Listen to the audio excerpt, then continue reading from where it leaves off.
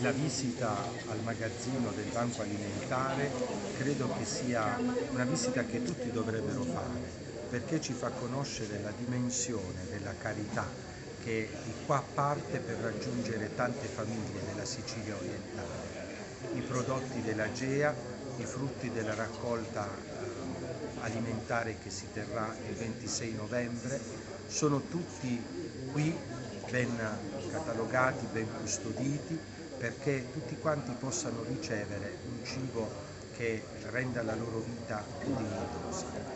Ecco, la carità della gente è sempre grande quando apre gli occhi sui bisogni dei fratelli. Oggi abbiamo bisogno di un supplemento di questa carità, perché questo magazzino possa davvero scoppiare di tutta la generosità di cui siamo capaci per servire tante persone la cui povertà purtroppo sta aumentando.